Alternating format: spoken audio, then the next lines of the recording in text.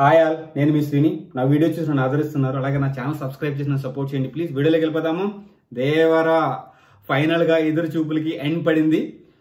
ఎప్పటి నుంచో మనం ఎదురు చూస్తున్న దేవరా మూవీ రిలీజ్ అయింది. ఇండియాలో కాదు, యూఎస్లో ఫస్ట్ బెనిఫిట్ షో పడింది అనమాట. ఆ మూవీకి వెళ్ళిన మా ఫ్రెండ్స్ 10 మందిని ఇసిగించి మరి రివ్యూ తీసుకున్నాను అనమాట. ఎందుకంటే ఒక రివ్యూ చేయాలంటే ఇలాంటి మూవీకి గట్స్ ఉండాలి, అది కూడా రివ్యూ కరెక్ట్గా ఉండాలి. అందుకే అన్నిసార్లు వాళ్ళకి కాల్ చేసి ఇసిగించి మరి రివ్యూ తీసుకున్నా, ఫీడ్బ్యాక్ తీసుకున్నా. వాళ్ళ ఫీడ్బ్యాక్ ప్రకారం మూవీ అవుట్ స్టాండింగ్ అంటండి. ఎన్టీఆర్ మూవీస్లోనిది ఒక డైమండ్ అంట. సో ఆ రేంజ్లో ఫీడ్బ్యాక్ ఇచ్చారంటే మూవీ ఎలా ఉండబోతుంది. సినిమా మాత్రము నట విశ్వరూపం, అంటే నట విశ్వరూపం జూనియర్ ఎన్టీఆర్ నెక్స్ట్ లెవెల్ నటన ఈ మూవీలో చూసామంట.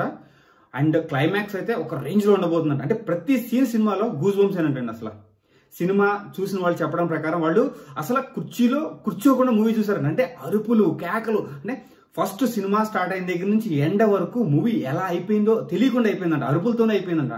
అసలు వాళ్ళు రచ్చ రచ్చ గోల చేశారంట థియేటర్లో మాత్రం. అంటే ప్రతి సీను ఒక మచ్చు తునుక, ఒక డైమండ్ లాగా ఉందన్నమాట. అంటే ప్రతి సీన్లో ఎన్టీఆర్ వచ్చినప్పుడు అలా కేకలే కేకలు అంటండి. ఎందుకంటే ఆ రేంజ్లో నటించాడంట సినిమాలో. ఇప్పుడు ఈ సినిమాలో నటించిన విధంగా, అంటే మిగతా సినిమాలు కూడా ఒక రేంజ్లో ఉన్నాయి, కానీ వాటిని మించి జూనియర్ ఎన్టీఆర్ నటన ఉండడము, అండ్ స్క్రీన్ ప్లే కానీ, డైరెక్షన్ కానీ, అండ్ సినిమాని ఎండ్ చేసిన విధానం కానీ, ఇంటర్వెల్ బ్యాంగ్ కానీ ఒక రేంజ్లో ఉందంటండి.